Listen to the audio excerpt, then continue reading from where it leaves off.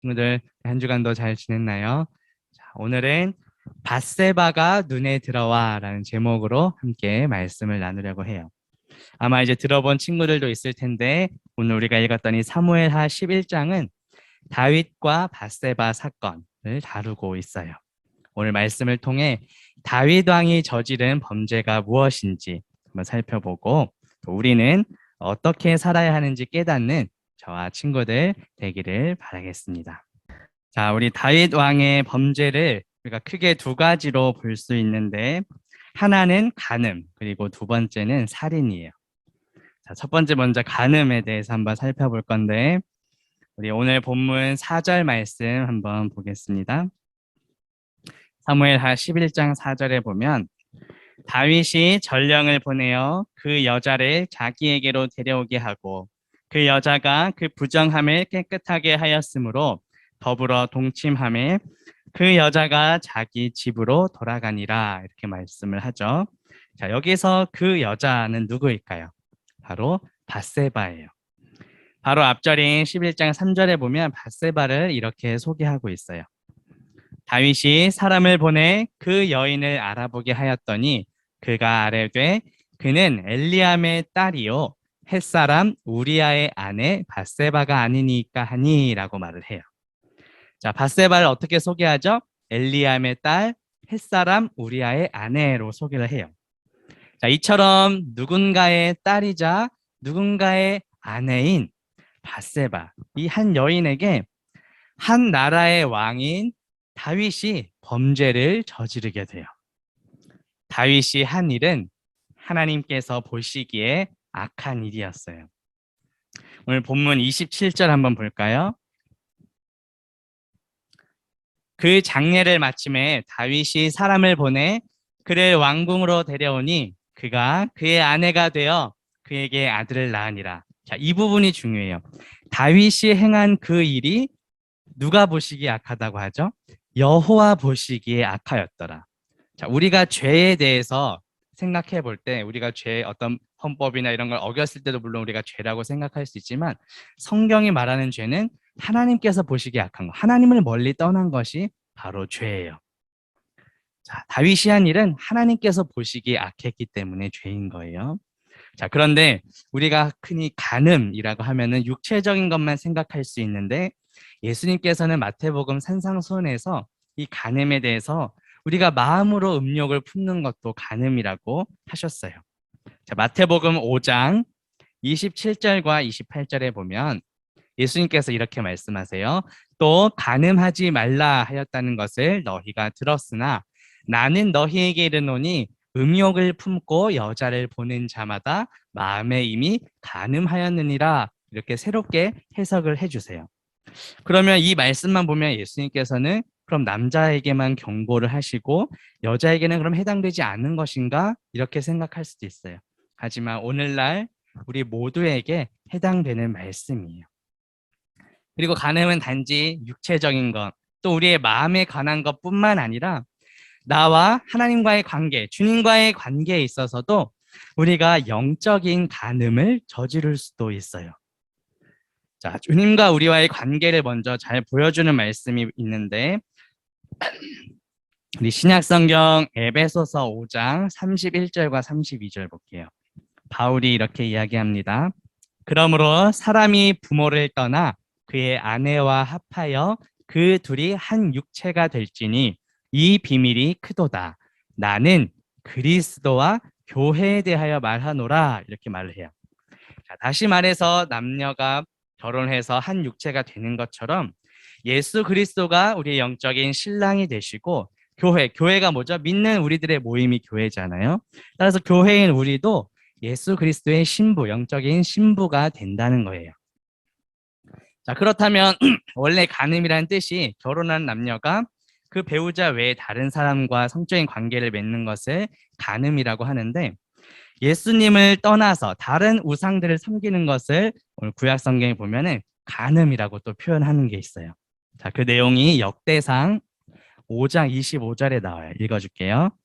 그들이 그들의 조상들의 하나님께 범죄하여 하나님이 그들 앞에서 멸하신 그 땅 백성의 신들, 이게 우상이죠. 그 땅 백성의 신들을 어떻게 섬겼다고 하죠? 간음하듯 섬긴지라. 우리의 영적인 신랑 되시는 주님을 떠나고 다른 신들, 다른 우상들을 마치 간음하는 것처럼 섬겼다고 지적하고 있어요. 또 우리가 잘 아는 10계명, 1계명과 2계명에 뭐라고 하죠? 하나님께서 나 외에 다른 신들을 섬기지 말라. 이게 1계명이고 또 다른 우상들을 숭배하지 말라. 이게 2계명이거든요. 그렇게 말씀하고 있어요. 출애굽기 20장 3절에서 5절 한번 읽어줄게요. 이 10계명 내용입니다. 너는 나 외에는 다른 신들을 네게 두지 말라. 너를 위하여 새긴 우상을 만들지 말고 또 위로 하늘에 있는 것이나 아래로 땅에 있는 것이나 땅 아래 물속에 있는 것에 어떤 형상도 만들지 말며 그것들에게 절하지 말며 그것들을 어떻게 하라고요? 섬기지 말라. 나 내 하나님 여호와는 질투하는 하나님인즉 나를 미워하는 자의 죄를 갚되 아버지로부터 아들에게로 3, 4대까지 이르게 하거니와 라고 말씀을 하세요. 우리가 우상 숭배하면 여기 나오는 것처럼 꼭 어떤 형상을 만들어서 거기에 절하고 이런 것만 우상이라고 생각하기 쉬운데 하나님 외에 내 마음이 다른 것에 빼앗겨 있다면 그것이 우상 숭배라는 거예요. 또한 우상 숭배는 우리의 영적으로 신랑 되시는 예수 그리스도의 마음을 아프게 하는 그런 영적인 간음이에요. 자, 오늘 설교의 제목이 밧세바가 눈에 들어와인데 지금 우리의 눈과 우리의 마음은 무엇을 향하고 있나요? 하나님 외에 내 마음을 빼앗겨 버린 그런 우상들, 또 영적 간음을 행하고 있는 것이 있다면 무엇이 있을까요? 오직 우리의 신랑 되시는 예수 그리스도만을 기쁘시게 하고 예수 그리스도만을 섬기는 저와 친구들 되기를 바라겠습니다. 자, 다윗이 저지른 두 번째 범죄는 첫 번째가 간음이었고 두 번째는 살인이에요. 자, 제가 이 PP를 잘못했네요. 두 번째가 살인입니다. 자, 다윗과 동침한 밧세바는 결국 이제 임신을 하게 되는데 그 소식을 들은 다윗이 어떻게 행동했을까요? 다윗은 그 밧세바의 남편인 우리아로 하여금 밧세바와 동침을 시켜서 마치 우리아의 아이인 것처럼 둔갑시키려고 했어요. 하지만 몇 차례 시도에도 실패로 돌아가자 결국 전쟁터에서 우리아를 죽게 만들어요. 자, 이러한 이야기를 들으면 나는 실제로 간음도 저지르지 않고 살인도 저지르지 않아. 나와는 상관없는 말씀이라고 생각할 수도 있어요. 하지만 예수님께서는 산상수훈에서 이 살인에 대해서도 새롭게 좀 더 확대해서 설명을 해주셨어요. 신약성경 마태복음 5장 21절에서 22절 말씀 보면 예수님께서 이렇게 말씀하십니다. 옛 사람에게 말한 바 살인하지 말라. 누구든지 살인하면 심판을 받게 되리라 하였다는 것을 너희가 들었으나 나는 너희에게 이르노니 형제에게 노하는 자마다 화를 내는 자마다 심판을 받게 되고 형제를 대하여 라가, 이건 욕설이거든요. 라가라는 자, 욕하는 자마다 공회에 잡혀가게 되고 미련한 놈이라 하는 자는 지옥불에 들어가게 될 것이다. 이렇게 말씀하셨어요. 자, 어떤 말이죠? 친구들에게 화내고 욕하고 미워하는 자가 곧 살인이라는 거예요. 예수님 말씀에 따르면. 예수님께서는 그러한 것들도 살인이라고 말씀을 하셨어요. 야고보서에서도 보면 우리의 이 혀, 우리가 말로 참 상처 주는 경우가 많은데 우리의 혀가 죽이는 독이 가득하다고 표현을 해요. 야고보서 3장 8절에 보면 혀는 능히 길들일 사람이 없나니 쉬지 아니하는 악이요 죽이는 독이 가득하다라고 말을 해요. 친구들과의 관계에 있어서도 누군가의 말 때문에 내 마음이 상한 적도 있었을 거예요. 상처받은 적도 있을 거고 또 본의 아니게 나의 말과 행동 때문에 누군가에게 또 내가 상처를 준 경우도 아마 있었을 거예요. 자, 우리의 말로 다른 친구들의 마음을 상하게 하는 것이 곧 죽이는 것과 같다라고 말씀을 하고 있어요. 자, 그리고 예수님께서는 우리가 예배하러 올 때 형제에게, 곧 친구들에게 원망 들을 만한 일이 있는 것이 생각나거든 먼저 가서 형제와 친구와 화목하고 화해하고 그 후에 와서 예배하라고 말씀하세요. 자, 마태복음 5장 23절과 24절에 보면 그러므로 예물을 제단에 드리려다가 거기서 내 형제에게 원망 들을 만한 일이 있는 것이 생각나거든 예물을 제단 앞에 두고 먼저 가서 형제와 화목하고 그 후에 와서 예물을 드리라고 말씀을 해요. 지금 여기에 와 있는 우리 친구들, 또 온라인으로 예배하는 친구들 마음이 어떠한지 강도사님은 알 수 없지만 하나님은 다 보고 계시다는 거죠. 친구와 싸우고 왔는데 내가 아닌 척, 거룩한 척, 경건한 척 이렇게 예배를 하고 있다는 것, 순서가 잘못됐다는 거죠. 먼저 가서 화목하고 그 후에 와서 예배하라고 예수님께서 말씀하세요. 오늘 본문에서 다윗도 이 우리아가 어쩌면 다윗의 눈에 가시처럼 보여졌을지도 몰라요. 우리아의 입장에서는 충성되게 행동한 것이지만 다윗이 완전 범죄를 꿈꿨는데 오히려 우리아가 방해가 되고 있었기 때문이에요. 그래서 다윗은 자신이 생각하기에 정말 자연스러운 방법으로 전쟁터에 우리아를 내보내서 죽게 만들었어요. 다윗은 아무도 모를 거라고 생각했을 거예요. 하지만 누가 보셨죠? 하나님께서는 다 알고 다 보시고 계셨어요. 다윗이 행한 그 일이 하나님께서 보시기에 악하다고 말씀을 하세요. 자, 여기서 우리의 모습은 어떠한지 돌아보면 좋겠습니다. 실제로 우리가 간음을 하거나 살인을 저지르는 경우는 없겠지만 주님 외에 다른 영적 간음을 하고 또 마음속으로 친구들을 화내고 욕하고 미워했던 것이 있진 않았는지 한번 돌아보면 좋겠어요. 또 내가 이 시간 하나님께 예배하러 나올 때 나의 모습이 다른 사람에게 원망될 만한 일이 있진 않았나? 한번 돌아보는 시간이 되면 좋겠어요. 그래서 나의 마음이 하나님 앞에 예배하기에 합당한 마음이 되도록 늘 힘써 기도하는 저와 친구들 되기를 바라겠습니다. 그럼 마지막으로 살펴볼 것이 그렇다면 우리는 이제 어떻게 살아야 할까? 지난주에 살펴본 다윗 언약 혹시 기억하나요, 친구들? 하나님께서는 사람이 만일 죄를 범하면 사람의 매와 인생의 채찍으로 징계하겠다고 말씀하셨어요. 그런데 그렇게 징계, 혼을 내신다 할지라도 궁극적으로 그 왕위는 뺏지 않겠다고 약속하셨는데요. 자, 하나님은 이렇게 약속을 지키시는 신실한 분이세요. 비록 다윗 왕이 간음, 살인이라는 이런 큰 엄청난 죄를 저질렀지만 다윗 왕은 진실하게 회개하고 결국 하나님의 용서를 받게 돼요. 그리고 궁극적으로 하나님께서 하신 그 약속은 훗날 예수 그리스도를 통해 성취가 돼요. 마태복음 1장 1절 한번 볼게요. 아브라함과 다윗의 자손 예수 그리스도의 계보라. 또 마태복음 1장 6절에서는 이새는 다윗 왕을 낳으니라. 다윗은 우리아의 아내에게서 솔로몬을 낳고라고 말을 해요. 자, 신약성경 맨 처음 마태복음 1장에 예수 그리스도의 족보가 나오는데 그 족보에 누구의 이름이 있죠? 다윗과 또 우리아의 아내 밧세바가 기록이 되어 있어요. 이처럼 하나님께서는 정말 죄 많은 연약한 인간을 통해서도 하나님의 크신 계획을 이루어가는 분이세요. 자, 그렇다면 이런 의문점이 들 수 있어요. 친구들 마음 가운데. 그러면 어차피 하나님께서 다 이루시니까 그럼 내 마음대로 막 죄를 지으면 살아도 괜찮은 걸까? 그게 아니죠. 자, 하나님께서 연약한 우리를 통해 일하신다 할지라도 우리는 죄를 지으면 그때그때 반드시 회개를 해야 돼요. 다윗이 비록 간음과 살인이라는 엄청난 죄악을 저질렀지만 다윗은 하나님께 전심으로 회개했어요. 그 회개의 내용이 시편 51편에 기록되어 있는데요. 시편은 그 위에 항상 소제목이 있는 경우가 있는데 시편 51편 소제목에 보면 이렇게 나와 있어요. 다윗의 시, 인도자를 따라 부르는 노래. 다윗이 밧세바와 동침한 후 선지자 나단이 그에게 왔을 때 다윗과 밧세바 사건이 일어난 이후에 이 시편 51편이 쓰여졌다. 이 배경에 대해서 설명을 해주고 있죠. 시편 51편은 다윗이 밧세바를 범한 일로 나단 선지자의 책망을 받을 때 자신의 죄악을 철저하게 회개하면서 지었던 그런 참회의 시예요.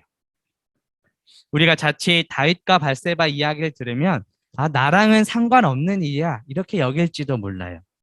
하지만 이 세상에는 강로사님과 우리 선생님과 우리 모두를 포함해서 의인은 하나도 없어요. 우리 모두는 다 죄인이에요. 그런데 그런 죄인인 우리에게 하나님께서는 구원자 예수 그리스도를 보내주셨어요. 신약성경 로마서 3장 23절과 24절 말씀 한번 볼게요. 자, 여기 누가 죄를 범했다고 하죠? 어떤 사람인가요? 아니면 일부 몇 사람인가요? 아니죠. 모든 사람이. 이 모든 안에 저와 우리 모두가 다 포함되어 있는 거예요. 모든 사람이 죄를 범하였음에 하나님의 영광에 이르지 못하더니 그리스도 예수 안에 있는 속량, 속량은 값을 주고 사다라는 뜻이에요. 속량으로 말미암아 하나님의 은혜로 값없이 의롭다 하심을 얻은 자 되었다라고 말을 해요. 자, 이거 중요한 부분이에요. 노란색 글씨 잘 보세요. 속량이 값을 주고 산 거라 그랬죠. 누가 값을 주셨죠? 그리스도 예수께서 십자가에서 죽기까지, 생명을 다하기까지 값을 치러서 우리를 구원하셨다라는 거예요. 그 엄청난 값을 치러서 주신 그 구원을 우리는 어떻게 받았죠? 우리가 값을 치른 게 있나요?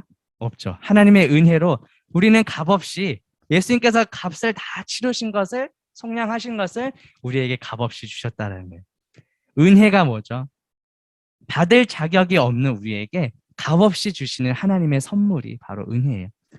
우리는 구원을 우리가 어떤 값을 치러서 내가 착하게 살아서 받은 것이 아니라 예수님께서 십자가에서 죽으심으로 그 모든 값을 다 치르셨고 우리는 그것을 값없이 은혜로 선물로 받았다라는 거예요.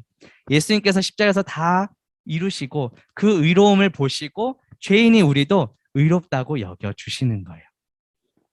다윗뿐만 아니라 우리 모두는 다 죄인이에요. 성경을 쭉 보다 보면 나는 간음과 살인을 저지르지 않았어. 다윗왕 나빠. 다윗이 죄인이야. 이렇게 비방하기 쉬운데요. 사실 우리 모두도 다윗왕 못지않게 다 죄인이라는 거예요.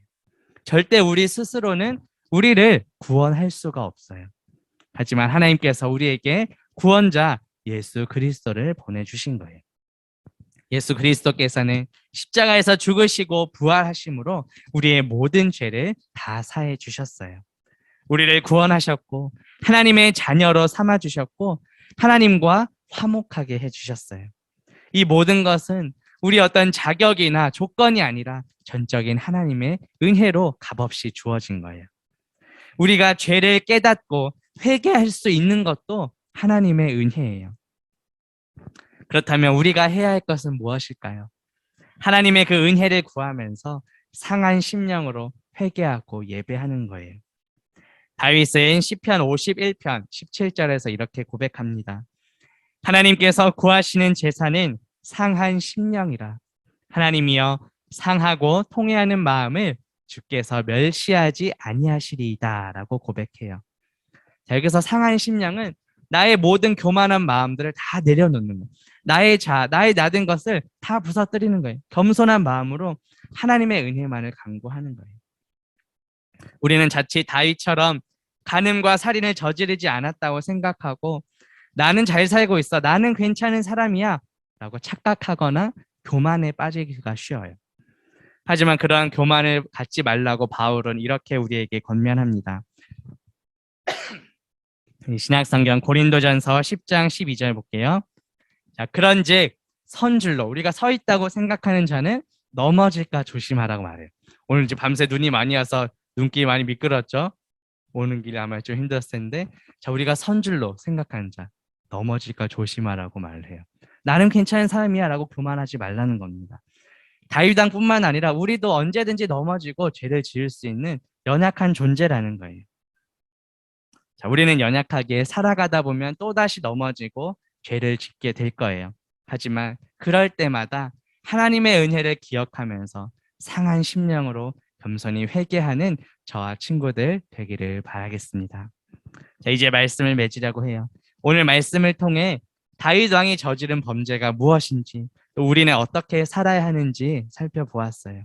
자, 오늘 설교의 제목이 밧세바가 눈에 들어와였는데 친구들의 눈에는 무엇이 들어오고 있나요? 내 눈에 지금 가장 우선되게 보고 있는 것은 무엇인가요? 우리의 영적으로 신랑 되시는 예수 그리스도를 바라보길 원합니다. 그리고 더 나아가서 그 주님께 우리가 먼저 받은 은혜와 사랑을 이제 가지고 이젠 다른 믿지 않는 가족들과 친구들도 우리 눈에 들어왔으면 좋겠어요. 그래서 우리가 먼저 받은 그 구원의 은혜와 사랑을 이제 믿지 않는 가족들과 친구들에게도 전하며 살아가는 저와 친구들 되기를 주님의 이름으로 바라겠습니다. 같이 기도할게요.